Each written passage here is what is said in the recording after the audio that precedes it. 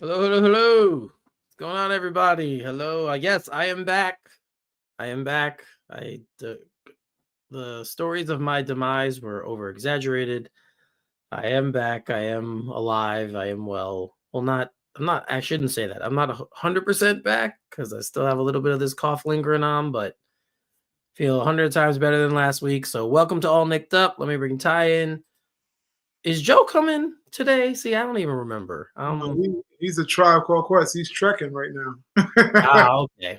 All right. Yeah, he's So it's on just the me and Ty tonight, guys. Sorry about just- that. But it's us. We're here. Of course, we're here to talk about the Knicks at the halfway point, technically. Well, not technically, but NBA wise, we are.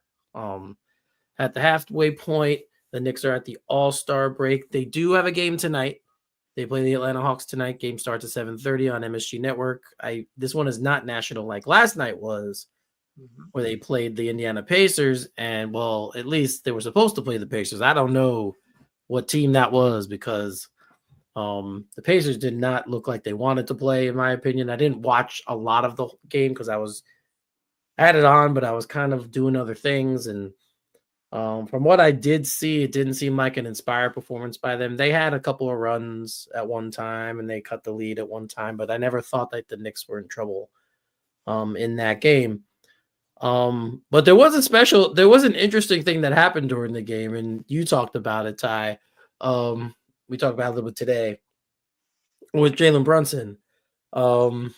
So I really, like I said, I was kind of watching the game. I didn't watch the whole thing. So since you watched the whole thing, go ahead and talk about it because you said something that was a little interesting to me. So go ahead. Yeah, it was very funny because, just recently they brought up some information about Jalen Brunson actually having this relationship with Kobe Bryant. And I think it's unknown to most people. I think they're starting to reveal a little bit about it, but he had a lot of admiration for Kobe. I think he reached out to Kobe a lot more than people knew, et cetera, et cetera. I think Steve Nash is like his favorite player, like the one he models a lot of his game after, from what I understand. However, in watching last night, I just thought it was very strange because, albeit I thought Jalen played great defense against the Celtics, I think he was the one lone person that was actually trying to do something against the Celtics. And he was playing great, solid defense and very aggressive defense. But we know the normal with Jalen. Jalen's a very calculated guy. I think he's got one of the highest IQs in the game. Just watching him last night, it just seems to me that maybe we had a Kobe moment with Jalen. And if you don't know what the Kobe moment I'm referencing, it's about Kobe against Phoenix that one year, where Kobe was just like, think I shoot too much? Think I don't do this too much? I'm not going to shoot the damn ball at all. And he kind of bowed out. Now, I'm not saying, I think Kobe did it with more malicious, shout out and big up to the Mamba, rest in peace, etc. His was probably more malicious in the sense that he was just like, he's so arrogant. What is it, his saying that there's no I in team, but there's an MF or me in it, an M and an E, which me.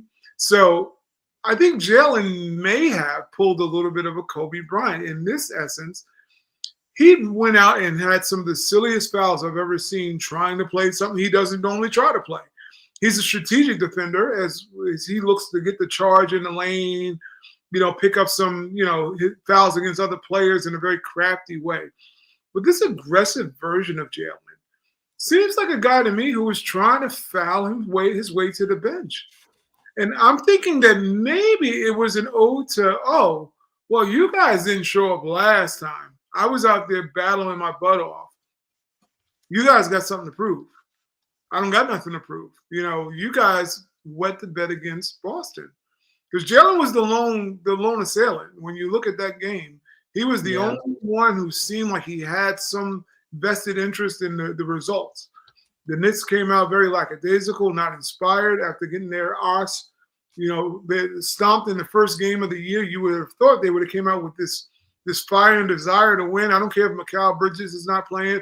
I don't give a damn if Mitch is not in the game. The effort and the energy should never be two things you lack, and the tenacity. And those dudes really fell asleep at the wheel, but Jalen was very engaged. It appeared to me that he just said, well, I'm going to go out and play defense tonight, which is something I've never heard him ever do since I've been watching him in the last 3 years. He's never went out and tried to play any defense. But to me, it was like more or less him saying, I think it's time for you guys to kind of, this is your moment. You have more to prove right now than me. You need to go out and actually show that you give a damn about this game. Because he was very happy and giddy sitting on the bench. I don't know any He competitor was. that was giddy sitting on the bench. He was going through the whole theatrics, calling calls that he thought was foul, travels, very engaged. But I found it very comical that he was really like, nah, I'm going to sit this one out. I'm going to be a spectator because, to be very honest with you, they were spectators in Boston. When they played Boston, they were spectators when it came to what he was doing because he actually was out there fighting, just trying to keep the team afloat. This is all conjecture. Maybe, it could be, maybe Right. terrible at fouling, which is something that I have a hard time believing because I don't recall him fouling out of any game since he's been a Knick. He may have a couple of fouls, but the cheap fouls that he was getting, some, like you said, Eric, when we said in the thread, there was some that he was in the wrong place, wrong time. But then there were other ones where he was just super aggressive. And I'm like, you're going to get a foul call with that. Because Jalen's got a high IQ. So He that's does. what you fall back and say, is he trying to sit on the bench and go like, hey, it's out of my control. I fouled out. I don't want to foul out, so I'm going to sit here because when you look at the totality of everything that happened, Josh Hart, who didn't show up in Boston, against the Boston game, I should say, they were in Madison Square Garden. He didn't show up. Cat didn't show up. Payne damn sure didn't show up. There's a lot of guys who checked out. Mikal Bridges, he didn't. He was man last night too. But in the same sense, some of those guys that we know definitely wet the bed against Boston, they had to show out and prove last night. And to me, it was like Jalen says, this is my night off. It's time for you guys to step your ass up and play.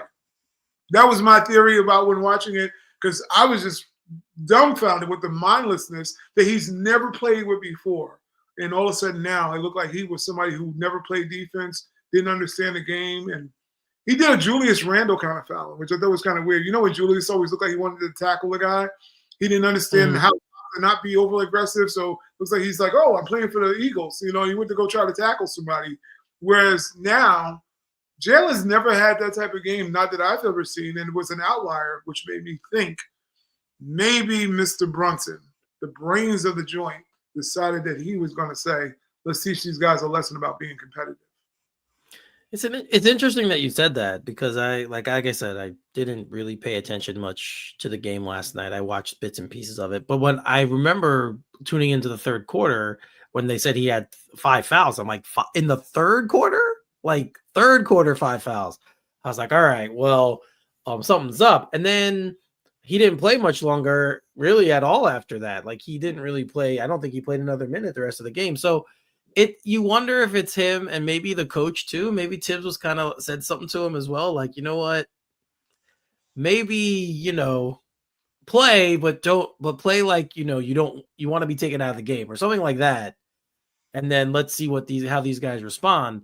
Mm-hmm. It was interesting I expected, we talked about the Boston, you brought up the Boston game. I expected them because of what happened on opening night. I totally expected them to play better than they played. And that game was very eye-opening.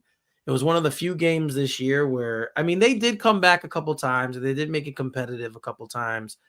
But it was interesting more from the Josh Hart perspective, because I honestly think Towns is beat up and he's playing because he has to play. But I feel like there are certain games where Mhm. If a few things don't go his way, especially right now, he gets very frustrated. Yeah.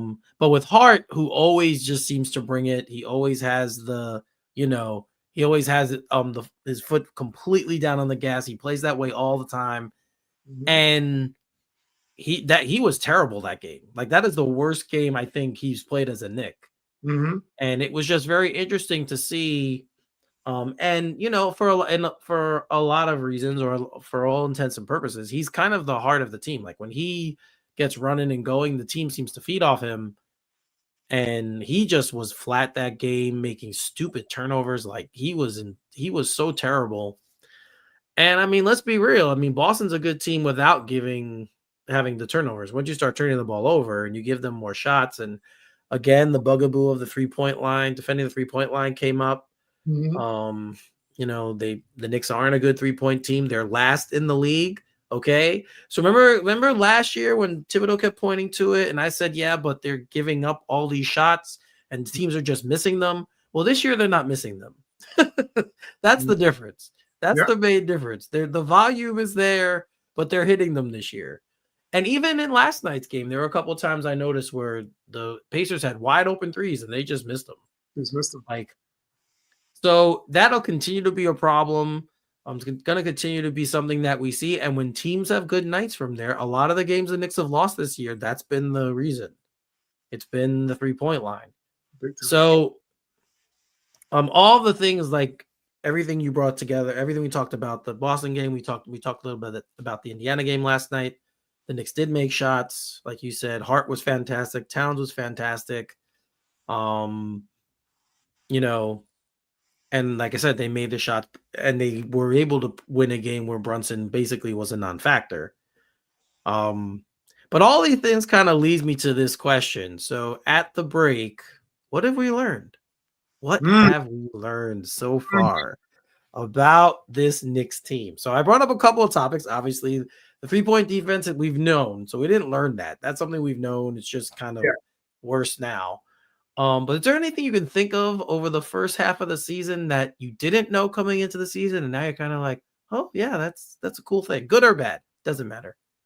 Well, the good thing that came in was Carl Anthony Towns. I think that our ideas of what we thought we were going to maybe get and have to worry about, he kind of disproved a lot of the issues that I think Knick fans basically had, wondering whether or not he was going to be 3-point Towns. He's going to be Robert Ory Towns. We were worried about things like that, as opposed to being the guy who may know how to mix up and play in the post and drive strong to the basket. Kind of be more calculating in your attempts. We know you're a prolific 3-point shooter. It would have just been nice to see him mix up the game. And then when he came, we had a chance to see a guy who actually decided that he realized that what he was doing in Minnesota would have never worked here in New York. And he actually came out with the grit that New Yorkers want. He looked like somebody who grew up near New York, which he did. He Yeah, looks like somebody who knew about the Garden Air because he grew up, being a fan of the Knicks.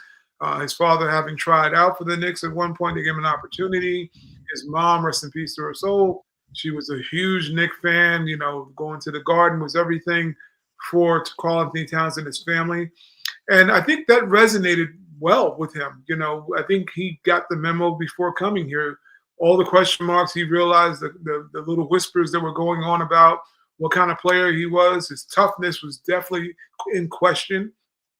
And he's maxed out. Whatever you wanted from Karl Anthony Towns, I think as a Knick fan, I think you got.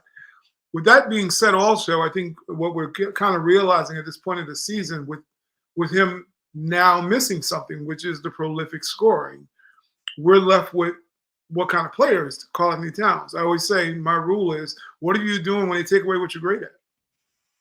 This is a huge question in the NBA because they're going to try to take away everything you're great at, and it's going to have to prove how well-rounded of a basketball player you are. We've seen him be able to obviously rebound the ball at a high clip early on. He was leading the league. That since fell off. We know about the thumb injury, which is what is revealing a little bit more about Karl Anthony Towns. When you have the injury now, the shot is on the outside being straight. Although he played very well last night, he really came out and had one of a Karl Anthony type of game we haven't seen in a little bit. probably due to the injury. But we're seeing now a guy who's a little bit limited, because of the hands, because of probably a little bit of the knee issue that we're hearing about also. So we're now seeing the exposed version of Karl Anthony Towns, the guy who doesn't defend well, the guy who is a turnstile kind of on defense. No matter how well of an effort he puts forth, he's just not going to be that dude. He's just not that dude. And the Knicks, being that they don't have his scoring savant, being the savant he is, he's not doing the scoring now. Now the Knicks are relying on him to be a defender, and it's like, well, we didn't bring him in for that. Nobody brought him in for that. That wasn't on the bingo card that you brought him in because you're like, he's gonna be a two-way player. You're like, no, we'll take the rebounds and the scoring. We know he's not gonna block. He's not a rim protector. When you couple that with the fact that the Knicks do have an issue, obviously, with the perimeter defense, with the three-point shot, teams like Boston, teams like Oklahoma City, teams probably like Houston, if they come in with the right fever, they're going to bust the Knicks' ass just to keep it a brick. They're going to have an issue, and Karl Anthony Towns is going to get even more exposed because his weakness is what they're going to attack, which is that he's not a rim protector. He's not good at showing in the lane. He's slower foot. He's a slower foot dude anyway. He's not the most athletic guy. He's just very skilled enough that he gets by, much like Jalen Brunson, very skilled, but a flat-foot defender, flat-footed athlete, they're not going to jump out the gym on you. So I think it's just been a tale of a couple of tapes. When you think about the beginning of the Knicks, we've seen them at their heightened level when they're healthy and what they're capable of. But then we also see the downfall of the Knicks, which is that there are certain things that have been missing out of the Tom Thibodeau system since he's been here, which is the three-point ball. He just don't defend the damn thing right. His ability to adjust in game has always just been very below level average. And then you got a team that's now needing some players to actually step up. They don't have somewhat of the talent. So I think we kind of learned that we have a Jekyll and Hyde team in a lot of ways, because you and I talk all the time about it. I don't know what system we are still running. I don't know what our identity is as a team. And I think that's what you're kind of seeing at the halfway mark. Who is this team? We know what they have. We know the kind of players they have. We know the kind of character they have.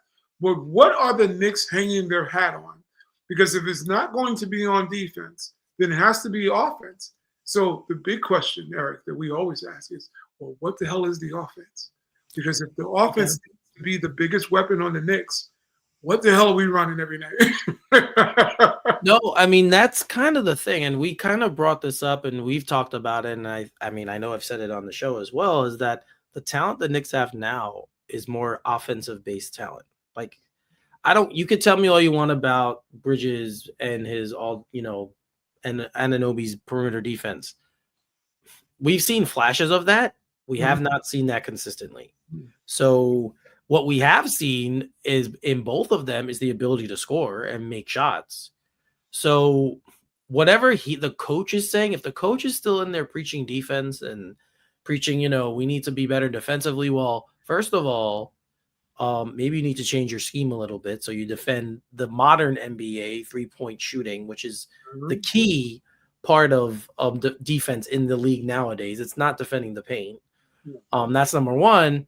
And number two, deploy your players and let them do what fit their strength. Like, that's the other thing I have a problem with. Like, you brought up, what are they on offense? And his famous phrase is, the game tells you what you need to do, right? We say it all the time. The game tells you on offense where you need to go. We've heard players say he doesn't really coach offense. He just kind of lets you do your thing. So, and that might be okay in the regular season. You can get by with that. You can win games because you're better, more talented than other teams, or, it's a grind. The season's a grind. So a team might be playing 4 games in 5 nights, or, coming off a road trip, and you catch them at the right time, right? You catch a team at the right time and your talent just wins over because you're better and you're more talented than them. But in the playoffs, everything gets magnified, right? Everything is put into a microscope. The team, you're playing the same team for 5 or 7. Well, no, 7 now. See, my old brain still thinks 5. So you're playing the same team for 7 games. So the coach is obviously, every game, if you adjust to something, next game they're going to adjust to what you adjust to, and then you got to adjust back. So if you don't have anything to say, this is our bread and butter, this is what we're doing when we need a bucket or we need a, you Mhm. know, you're kind of lost. And we've seen that with this team at the end of games. Yeah. We've seen like Brunson's made like he made those three that for those sorry that 3-point shot from the same spot. Remember in back to back Yeah. games when they Back to back. Yep. right and yeah he can make shots. He's a shot maker. That's what he does. He's got good footwork. He can get to his spot and make a shot. But what do you do when the team takes him away? Now you have Towns who can make can create a shot, can do things. I never see them calling post up plays for him in crunch time. We've talked about the lack of the pick and roll. Hmm. Every team runs a version of the pick and roll. Where's ours? And then when we are running it, we're running it with OG and Josh Hart and not Towns and Brunson. Like, what is? I don't know. Again, what they practice on an offense when they have practice. But you're right. The lack of an identity is a big problem with the Knicks. It's very much something that we see. We watch them every game, so we know the patterns and the trends.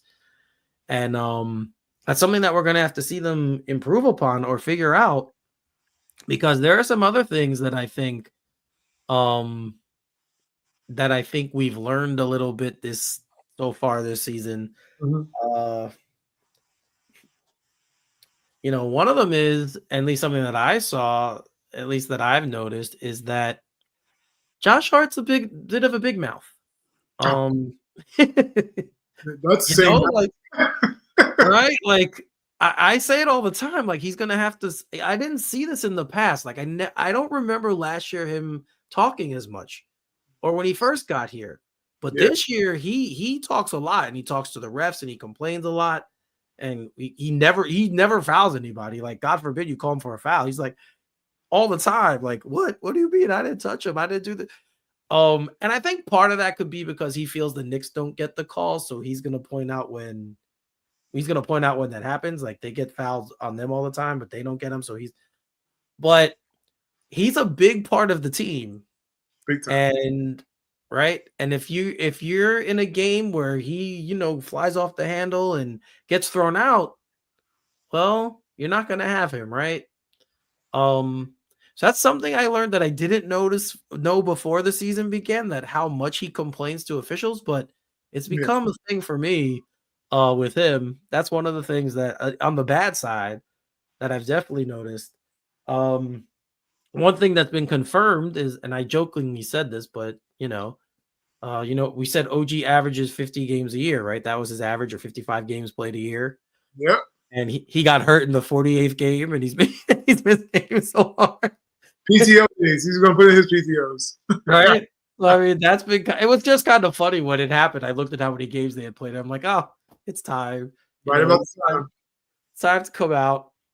Um, but the biggest thing I think that we've learned is that when things are clicking, they are a very, very good basketball team. Freaking elite. They are. When They're elite. yes, they're an elite team. When everything's clicking, they can beat anybody. Anybody. And and then obviously what we learned as well is the coach doesn't trust the bench. We've talked about that plenty, but I think the weirdest thing though is when you see the elite version of the Knicks. Like we've seen, like you said, when you see it, it's like some of the most beautiful basketball yeah. on both ends. You watch it like, oh my, we can win a title. Like that's the kind of dream you start having when you see the elite level that they play at. And then the question mark becomes, not that you expect that to be for 82 games that they play at an elite level of basketball, because somebody has to lose some games. The Bulls lost 10 when they won a title. Whatchamacallit only lost 9 when they didn't win a title. So even when you come near a perfect season, obviously you're going to accumulate losses somewhere along the line. No one's asking the Knicks to be a 72-10 team like the Bulls. But should we not see at some point a level where 85% of the Knicks games should be at the elite level that they're playing at? It's when we have those drop-off moments. Sometimes they're from game to game where you're like, well, who the hell is this team? Because Yeah. this team was nothing like the team 2 days ago, or like the team that won 4 out of 5 in the Garden, and Well, they were Boston, right? The Boston game. yeah. Then you come to the Boston game, and you look like you're like JV. You don't even look Yeah. like the same team. You have to confuse. You're dazed, like you got punched in the stomach and never recovered, or like you came in punch drunk, like you didn't rest 3 to 4 games before that. How do you come out against your nemesis? Because Boston is the nemesis right now. That's who you're measuring everything by.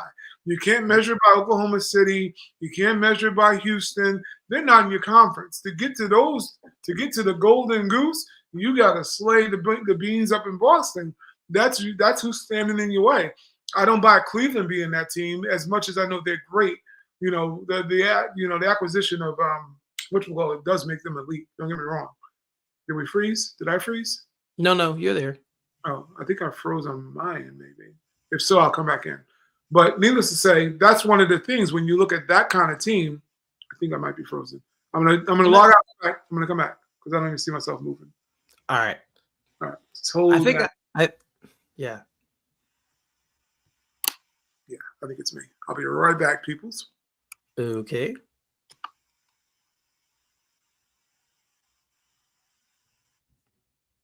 You're still here.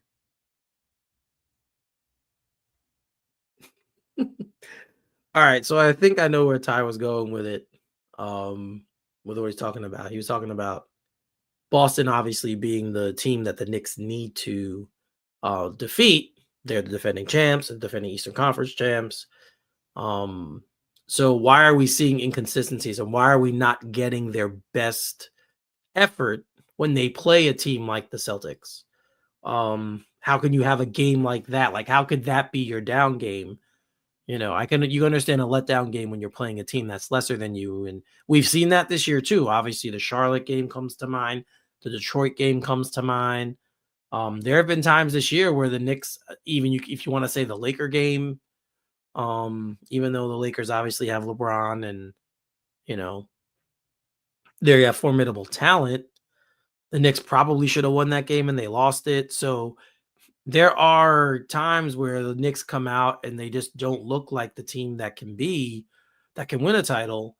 And then you have games again like last night, and you have games like, when they're scoring 140 something points in back-to-back games. And, there's games where they look like nobody can beat them and they're unstoppable.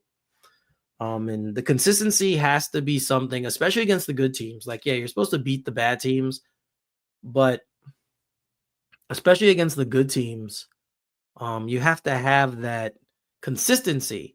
And you have to let them know that, yeah, we're here, we're good too, and we're going to come in and we're going to, compete.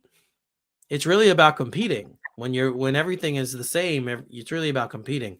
All right, Ty, go ahead. I was kind of just expanding off what you said, but Okay, where did I leave off at? What did we leave off at? I was talking about we left off at Cleveland not being the beast in the East. Yeah, I don't buy Cleveland per se. Not because they got what's his name from the Atlanta Hawks. Who that's a hell of an addition. Hunter, that is a hell of an addition. The Knicks. These are some of the reasons why sometimes with the Knicks it always bugs me out. It's like I don't know what your plans are sometimes, but if you could have got DeAndre Hunter, you should have did whatever you had to do to kind of move it. I would have moved Deuce McBride probably for DeAndre Hunter. I wouldn't find that to be a bad trade. Because you need another wing in this world against the Bostons of the world, because that's who you're competing against. You're competing against Oklahoma City. These guys who are very athletic, guys that get at it. They have a lot of tenacity. DeAndre Hunter has a lot to prove. He always played with a chip on his shoulder. If you saw him those years against RJ, he wanted all the smoke. He's always been a hell of a player. Played great against the Knicks all the time. I'm not letting him go to the enemy camp. But my point is that I don't think Cleveland is your full measuring stick, because the Knicks have proven that they've beaten this team or any iteration of this team outside of having Kenny Atkinson now. But they've shown that they are not afraid of playing against Cleveland. Boston, on the other hand, is a complete juggernaut. The Knicks had no answers for Boston whatsoever in 2 straight games. I think the Knicks will play better against Cleveland the next round against Cleveland. But Boston just has the whole gun ready and loaded, and they didn't even have Porzingis. They didn't even have Porzingis. No. So that's another element. You add that element into it, and you got to have all hands on deck when the Knicks play in Boston, and they still may not beat them at the level that they're playing because you have to compete at a high level, and you got to have the dog in you, and also this maybe play with more of an edge of being more physical. And I don't think the Knicks are capable of being a physical team, not at this juncture. Well, to that end, they will finally be whole. After the break, we should be getting Mitch. Mitch should be coming back from, if you believe everything you're reading, and OG should be coming back as well. So the Knicks should be whole after the break, and let's hope that it stays that way for the rest of the season and into the playoffs. And that I don't think there's any. I think every Knick fan, regardless of whether you wanted to trade him or not, or I think every Knick fan is rooting hard for Mitch Robinson. Like, Absolutely. he's a very easy guy to root for. Absolutely. So I think every Knick fan is really rooting hard for this guy. Obviously, he's a big part of the team when he plays well. He's our defensive anchor. He's a great offensive rebounder. That's what we need. Like, it'll also, and whether they play him off the bench or start him or however they work him in Towns, it'll give Towns a legitimate breather. Like, he'll be able to take actual breaks in the game, and he can rest him up for the playoffs now as we approach the playoffs. So there's a lot of reasons to be happy Mitch is coming back, but obviously his offensive rebounding, his ability to keep balls alive, his presence in the paint. I think these are all the things that we lack right now, and he obviously is going to give them to us. So we're all looking forward to. Yeah, that's owed to my name. It says "Let him sleep." That's a quote from him. He said, "Let him sleep." When questioned about what he's going to bring, he said, "Let him sleep, and I'm going to wake their ass up." That second line was the line that I'm glad to hear from some Nick. I mean, from some Nick, to sound like they got some thug in them, some toughness. Because as much as I like Precious is a cool guy to have on the bench. Very laid back. A little finesse. And I'm expecting him to be, be full out there. Like you said, you're an elite defender. I'm expecting you to give people problems every time they go to the rim to try to block every shot, to try to get every rebound. And granted, last night he had a great game, so I'm not knocking him. But that should be the energy every game, not just because you're playing against Siakam and some of your old teammates. This should be the energy all the time, because if he elevates his game and play, it seems like everybody, and much like you brought up Eric before, this team is no longer a defensive team. Everybody is wired to try to score the damn ball. So when you've got that, now you got to make decisions. What are we doing? If we're not going to say, preach defense, clearly he's not preaching anything on the three-point line. He's not running nobody off the three-point line. So it's like, now, if you're going to say you're not playing that way, then the other thing is that you now have to play the drive. Now you got to show every time a guy tries to penetrate in the lane, and you have to be elite at that. That's got to be your elite level of defense, is that, okay, you're getting the three-point shots, but I'm not going to let you break down the defense and get open three-point shots off of a kick out. Now you have to play that way if you're not going to say, well, we're going to load up on the three-point line and run guys off, which I thought that's what you would do if you had a center and you were worried about rim protection. But maybe I'm off. I don't know. I don't know much. But to me, I would think that you ran guys off the line and you sent them into the paint where the rim protection is at, and therefore the center or power forward would meet the guy at the rim. I don't know. Maybe I don't know nothing. Maybe I don't. But that to me sounds like what you would normally do. That was the purpose of rim protection the last time I checked. But now you got guys, and he's like, no. We're going to concede the shot because statistically the percentage is lower. Yeah, but like you said, if you're hitting 38% of 400 shots, that's a lot of damn points you're actually getting. And to not figure out what you're conceding and giving up, it allows teams to come in, because I think everybody has a game plan when they come and play the Knicks. Like, we're going to shoot, we're going to be superstar. Everybody's going to be Curry tonight. Just keep launching them. They won't challenge them. And eventually the score gets ran up. People forget the NBA, no matter how terrible a team is, those are professionals who are meant to hit open shots. That's the skill of the NBA, to hit an open shot. You're elite when you can hit one when people are putting their hand in your face. But the main skill of any NBA player from the first play to the 15th is they can hit open jump shots. Because you wouldn't be in the league if you couldn't. So when you're saying, oh, concede the shot, don't challenge it, well, you might as well just say, well, you're giving them the points. Just dial it up. They're going to get up the points after a while. So I don't know. But Mitch coming back with that attitude, I think is putting the team on notice that I'm bringing a little bit of grit. I'm bringing something back to this team that is missing, because I think he said at one point he knows that they're missing that element while he was on the bench watching some games. He's like, they need me in there for that, because they're not tough. The Knicks are not a tough team.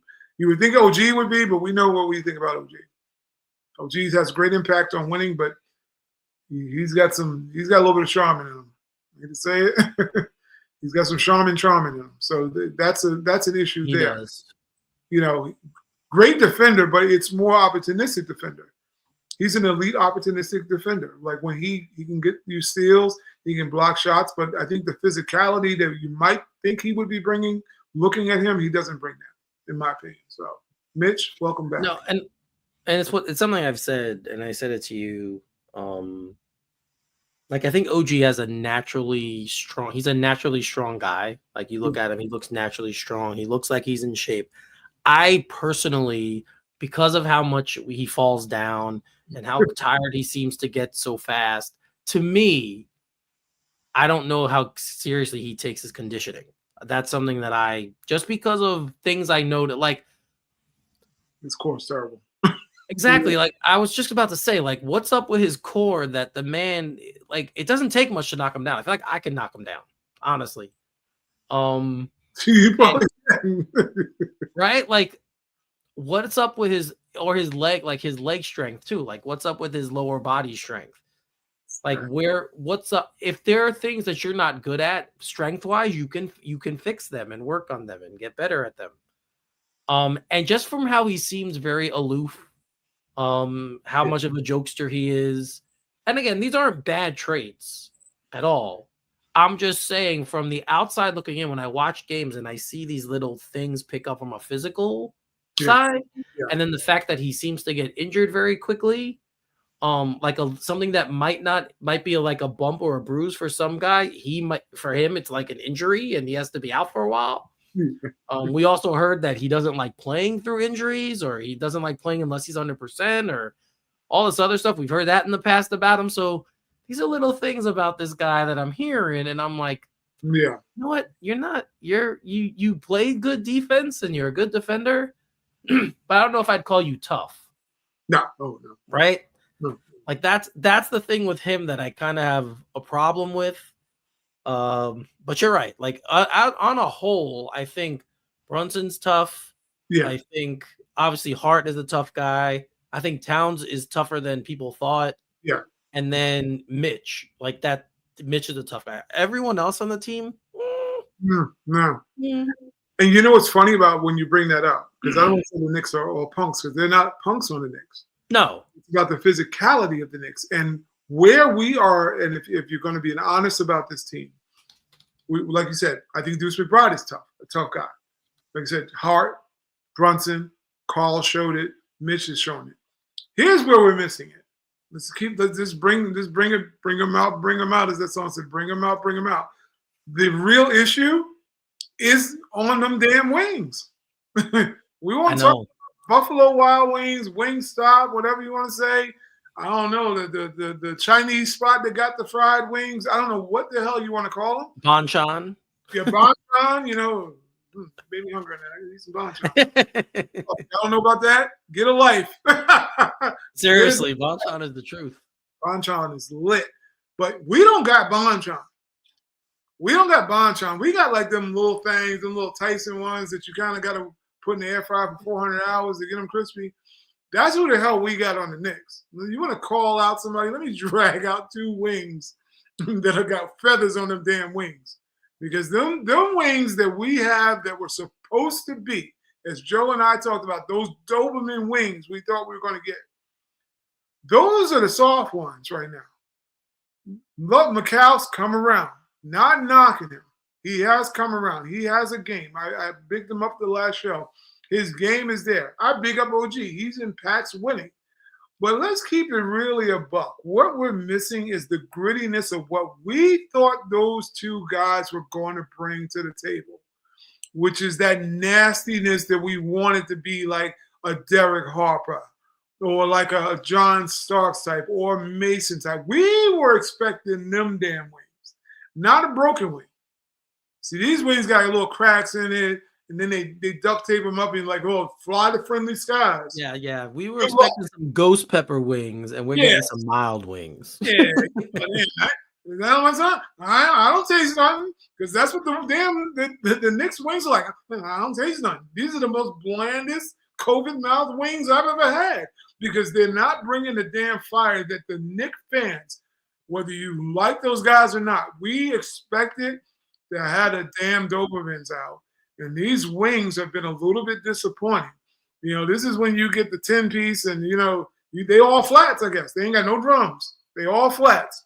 They're 10 pieces short 5 pieces. They got a 5 pieces act like a 10 piece.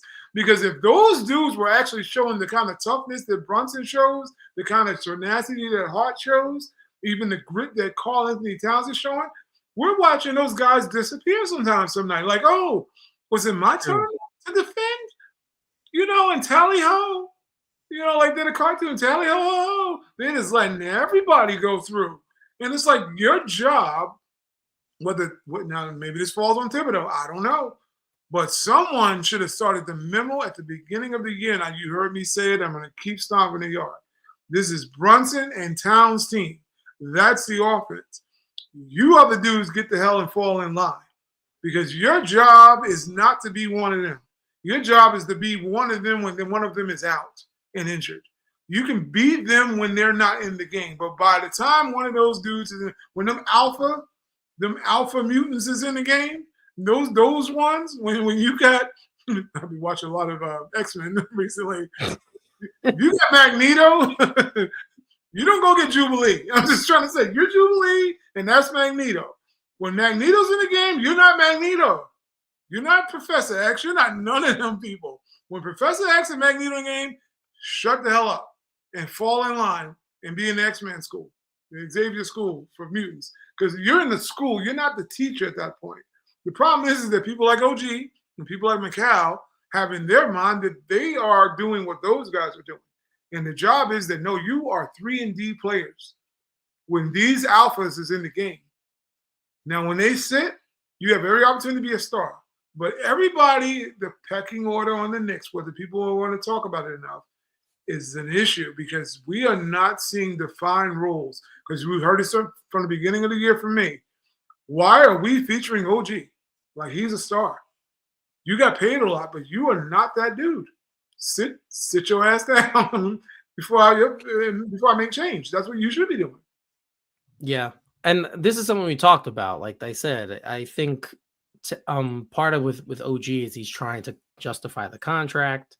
Yeah. I think I actually would like to see Bridges be a little more aggressive offensively. I think there are times where he has shots and he's not taking them. He's deferring too much because we've talked about it in the mid range. He's like he's essentially money. Like, yeah. So I would like to see that more from him. Mm-hmm. I'd like to see the Nets version of him every once in a while where, just because Brunson is on the court or Towns is on the court, if you have a better matchup, exploit your matchup. Like, things like that I'd like to see. But you're right. On the whole, the two guys who should be taking the bulk of the shots are Towns and Brunson, and then everyone else, find your place. Find your spot to eat, pick up the scraps, whatever you need to do, and do your role, which we were talking about, which for those two guys, we thought was to just lock down the perimeter. Like that's pretty much what we were sold, right? That's the billing when we traded for OG and then we signed them to the extension and then we traded for Bridges with all those picks. We were told they're going to lock down the perimeter. So If we were to get those guys, and you brought this up too, you said with Mitch coming back now, the perimeter defense should be better because you have a rim protector, a guy who's Hmm. going to block shots, a Hmm. deterrent in the paint. So you shouldn't have to sag off, so much anymore to cover back in the paint. You could stay up a little bit more because he's there. Yeah. I mean, there's no excuse anymore. That's why I'm really looking forward to when he comes back and when they start playing. Now we know because of this coach, he's not just gonna be like, oh, he's back, throw him in. He's gonna play him like 15 minutes, 10 minutes until he's ramped up.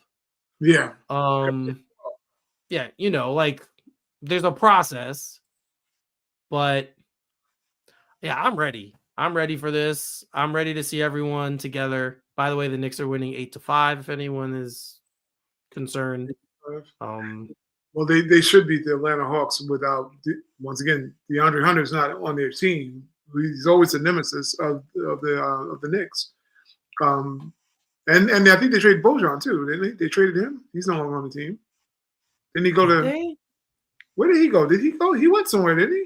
Did he go to Clippers? I think he went to the Clippers. Am I right? They traded Boyan too? I didn't know I that. think they did. Am I right?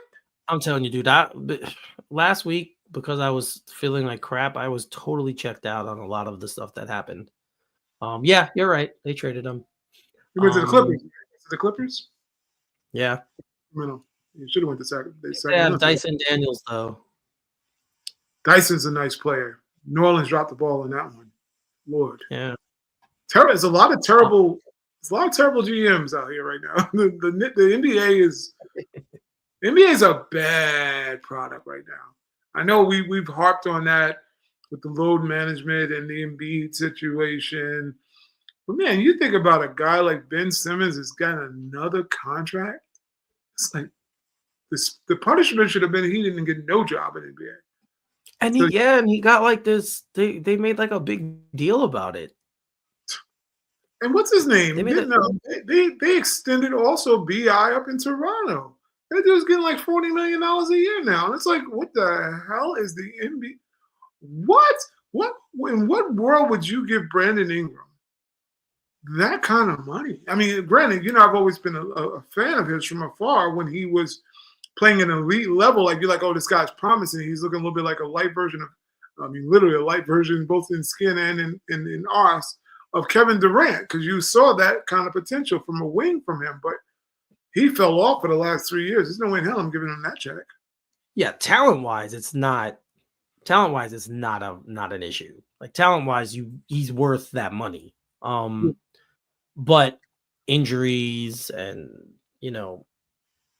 I honestly think he even quit. Like he seems to be having a crisis of confidence. Like he Yeah. doesn't seem to fully believe anymore that he's that player. Yeah. And it's been interesting to watch his him fall apart. But I just keep thinking about everything that's gone down in New Orleans. So maybe the change of scenery and all that will be good for him. I'm hoping because I like his game. I think he has a Yeah. nice, well-rounded game. Be nice to see him start playing well again. And also like to see RJ get a little help up there. It quickly seemed like From he's that starting. perspective. He's had a couple two straight games, or a couple games where he's kind of finding his footing up there. I was shocked. I mean, he's been injured a lot more up in Toronto than he ever was as a Knick. So I thought that was a little bit weird. But yeah, but it's a lot of Little things. yeah, little things. The interesting situation is going down in Charlotte though with what's the kid that got traded for Connect? Yes. So the Mark Williams trade, Yeah. Mark Williams for Dalton Connect, those are the two main Yeah. guys in that trade, was rescinded by the NBA because Williams failed his physical. So they are currently apparently appealing this. They're trying to. I didn't even know you could appeal it, so that was news to me. I thought if a trade was dead, it's dead, and that's it. Like, okay, you have to wait till the summer. But yeah, so apparently, I don't know what you're gonna do to a physical that's gonna change it. Like, if a physical says a guy has a issue, a medical issue, and the scans back it up and lab tests and whatever, like, What are you gonna do and say, well, that really isn't true. Like that's not that little chip in the elbow. That's not a chip. That was just a speck on the X-ray machine that they took at the time, and it really was nothing bad. It was, Charlotte unless they has can the prove, Charlotte has the Windex out. They're like, let me spray the screen. like, unless you can prove it was like a false test or something that was wrong with the actual doing of the physical, I don't see how this is going to be upheld. This appeal. Um, but it was interesting when I heard that, and I was like, okay, let's see how this works out. Now, I'm not as high on him as a lot of people are. I think he's very good offensively and rebounding, but he's not like Amari to me in the fact that he looks like he should be a good defensive player, and he's terrible. Sorry. Um, so but yeah, that was an interesting thing. Like when you heard that, I was like, I was hoping next they would say the Luca deal was well, Yeah. that would have been Oh, amazing to see if the Luca deal on a physical fell through. that's Yeah, gotten bizarre too. Like I guess the effort to put some polish on the turd from the Mavs standpoint. You have the owner now coming out and basically said, "Hold on, we didn't back the bus off over Luca enough." He's like, "Let's put it in third gear."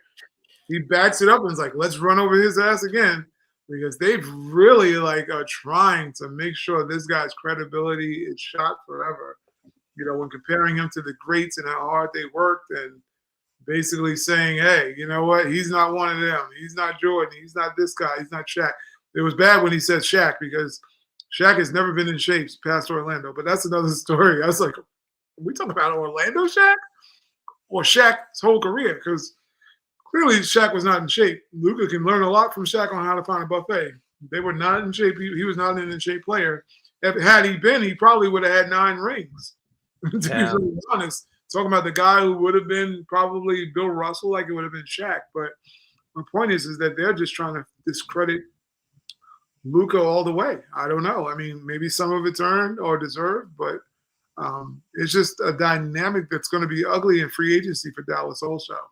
Because when you start hearing these stories, it's just a bad look for the NBA. I mean, I if it's all true, I wouldn't be surprised Oh yeah, about no, Luka. Like, I wouldn't be surprised if it's all true. But I mean, the trade's over with. Fans are gonna be fans. They're all gonna think yeah, it's one thing. And like I said, I mean, Davis getting hurt right away did not help things, obviously. But say they go on and, like I said, say they were to win the title this year. Say yeah. Dallas somehow put it all together. Anthony Davis is healthy. Kyrie's healthy. They go on a run and they win a title. What are they going to say? Like, what are you going to say at that point? It worked, It's true, right? and they may have an opportunity. I mean, I think the thing is with AD, and I mean, it's no fault of his. I mean, maybe it's his fault. I don't know what his conditioning is. We talked about OG. We can bring him into the same loop of guys that just seem to always find a nagging injury or just something in game that you're like, what the hell happened to you? You're like, did a mosquito bite you? He's like, no, it's my abductor. And I've been abducted by my abductor and I'm out for the rest of the year. And it's like, well, dude, what was your regimen for the whole year? I know. All your off season, what was your conditioning package? What were you guys doing? And I mean, we can look at Dallas a little bit and see why they would look at a Luka with his now continuous injury history and his inability to seem to stay in the kind of conditioning that is required to be an NBA player. I can see the fear factor in that. We see the fear with Zion. It's the same formula of guys who are supposed to be elite athletes deciding that the buffet was more important than the beer was more important. That's really what you have to look at with those guys. I mean, we can poo-poo and say, oh, poor Luka, whatever. But Luka, we've said it, Eric. We are fans of Luka coming in. You were a huge fan of Luka. You were on top of who he was before a lot of people even started talking about him. But we've always said the knock on him was his conditioning. We all had concerns about it. And I mean, if I'm Dallas and it's making a business decision, it's $354 million. Should they be saying it publicly? No. But you can understand the thinking behind why they would say a question mark. I mean, it's just bad that AD is like, well, you traded in one bad tire for another tire. They had a hole in it also, and it's making them look a little foolish right now. Although Luka didn't have a great debut, he had an okay debut. So it wasn't like we could say Luka scored 50 points after Dallas traded him. It's like, no, he had like what 17, very pedestrian. So that proves he's not Yeah, in the position that you would think he's in. yeah. He looks a little soft. Yeah. You Cuddly? know, to be to put it kindly, he looks a little soft. He looks a little round in certain areas. Yes, sir. Um, so I think they're all legit concerns. And like I said, the um the hope has to be that LeBron, not LeBron's game, because he doesn't need help with his game. Yeah. But the way of LeBron's approach, it rubs off on him. Yeah. That's what needs to be the hope, is that the time that they have together, that his approach rubs off on Luca, and Luca says, okay, this is what it means to be great and to play 20 seasons in the NBA. Like, I told you, and I said this when the trade first happened, Mhm. that one of the things that I heard is that Luca doesn't even love the NBA. That Like, doesn't stop me. yeah, and that he might be looking to go back to Europe anyway. So if that's another layer to this that finally comes out, and if he does not change his ways and he keeps doing the same things he's doing, you could eventually see him being like, yeah, I don't like the strict rules here in the NBA. I want to go back to Europe where I can be kind of a tubby lard and play, my style and win there, because he's just so much better than everybody else Yeah. that, he'll take the glory there, and that's his right if he wants to do that. But if that does happen, I'm gonna laugh at the Lakers. Big time. Big time. Because you got to look at it this way. I mean, you do have to question his heart, and I'm not saying his heart in the game. I'm talking about his passion for playing NBA basketball, because Right. you see a guy like Jokic, there was weight issues. We all knew that. He was a little plump, a little meaty, so to say, in areas he shouldn't have been meaty in.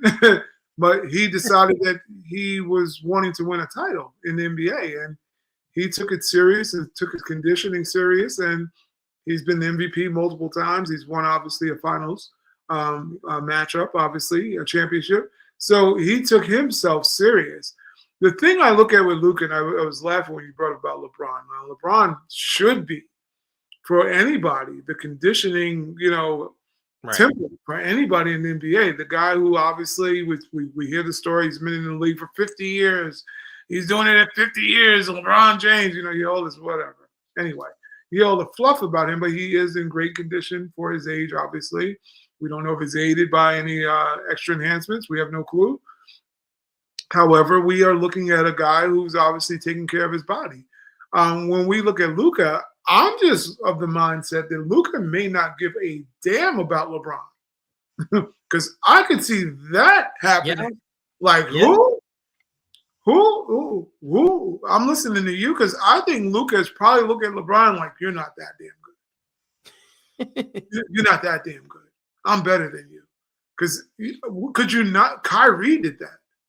I Kyrie, think right now he is better than him. At this point, yes, he could definitely look at him and say, you were great at one time, but I'm better than you now. Yes, I could totally see that. So he's like, well, you're doing all this conditioning. Now, this is where to play in. LeBron's in phenomenal shape. And Luka's having a 6-pack, maybe a 12-pack. We don't know. And he's like, I can roll out and still do 40 points. It's like Michael Jordan smoking cigars. People don't talk about that enough. About Michael's activity prior to games, the golfing, the gambling, the smoking, and the drinking. And this dude would go out, and he still has the highest playoff average ever in the NBA. I know.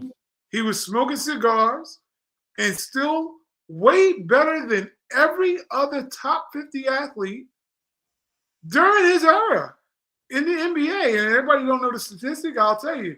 Chance of getting the NBA is a chance of getting struck by lightning twice. You stand a better chance of getting struck by lightning twice. And Michael Jordan did all these extracurricular activities. Probably was chasing some sugar too. Figure out what the sugar is. Probably was chasing a lot of sugar. And now he was like, and I'm going to go out here. The stories are legendary. Now, he was playing up until the hours before games, cards, tunk, whatever you want. And he's like, oh, I'm going to go light up Clyde Drexler for 50 points. I'm not gonna miss a damn three. I'm gonna prove to him I'm better than him.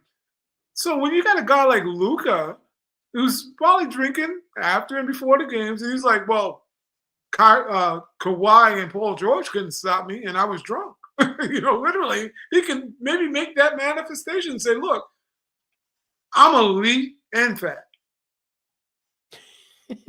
So what LeBron's gonna tell him? Go get in the gym. He's like, I'm gonna go ahead and knock out 40 and then go get me a keg. I mean, yeah, that's the truth. Like, that's definitely the truth. He doesn't have to.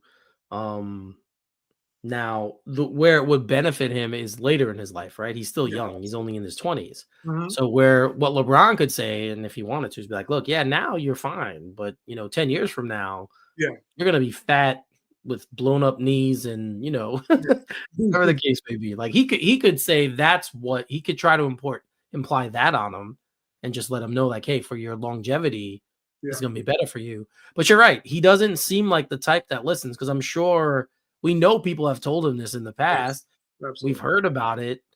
It's gonna be such an interesting dynamic. I've never in my life, I've never seen I can't even think of this level of player, Yeah. these two guys being on the same team. Like we've seen great players on the same team before, but not someone like a LeBron and a Luca, who at their prime, at their peak, are arguably the best Yeah. players in the sport, Well, right? it's So the egos, it's man. gonna be really interesting to see how that dynamic plays out with those two egos. Like right now, it's still the honeymoon period. Luca's saying the right things. Everyone's kind of all happy and Yeah. lovey lovey. But I could definitely see that, like you said, going sour when after the game, Luca might be having a beer or two, and LeBron comes over and like, put that away, or takes it out of his hand. I can definitely see that him looking at him like, man, I just dropped 50. Shut up. Give me my beer back. Are we not seeing the dynamic almost? I mean, but they both were in their literal prime. Was Kobe and Shaq were probably the closest we could say to two guys being on a team that were dynamic. Kobe hadn't ascended at that point, but the ego is the question. His Yeah, ego, that's what broke them up. yeah, Yeah. his ego had ascended to where Shaq's ego should have been, obviously, because he Yeah. was successful and he was at an elite level. And Kobe's like, well, you're elite, but you're fat. And it's like you don't condition like I condition. That same dynamic is being played out in LA again. The It LA is. story again is that you have an athlete who's not in shape playing against a guy who's a robot and wants to be completely in shape. And there's going to be a clash of philosophy on It's what gonna be. one should not do and should do. I mean, to me, I like a good train wreck. As long as somebody get killed. So it's going to be I something really. so want them not to make the playoffs this year. Like, that's what I want, just because the trade just happened. Like, I Yeah, so want them not to fall out of they will, but if I had to pick something I want to happen, that's what I want to happen. I'd love to Because see I it. would want to see the blame. I would want to see, all the drama play out. And I normally don't care about the drama in sports, but because this was such a big deal, Yeah. It'd be I'm nice. interested in this one. I'm interested to see how this one plays out. All right, let's shut this one down. Sir. So we can go and finish watching the Knicks. I can see if St. John's comes back and pulls this game out. Oh, the I don't have to Johnny's. go. Oh, Johnny's. Yeah, we'll see how that works. But Ty, have anything else you want to say to the people? We just love you guys. Come holler at us more. That's all. It's all good. Yeah, I agree, guys. So you know where you could check us on Facebook. We have our Facebook page and we have our Facebook fan page. If you're in the fan group, go ahead and talk to us there. We love interacting with people. Send us some ideas if you want us to discuss something on the show, or you could share articles on the site. We have to approve them, but if there's certain things that you want to send us, you can always send it through the Facebook page. We are on X as well. You can see it there on the screen. At all_Knicked_up is the X account. You could hit me up there. I monitor that account. And tell me what you think of the show. Tell me things you'd like us to do. Shout out to Joe again. We'll see you hopefully soon, brother. Okay. Hopefully you get back with us so we can the trio can be intact. But until then, for Ty, I'm Eric. You guys are watching All Nicked Up, and we'll see you next time.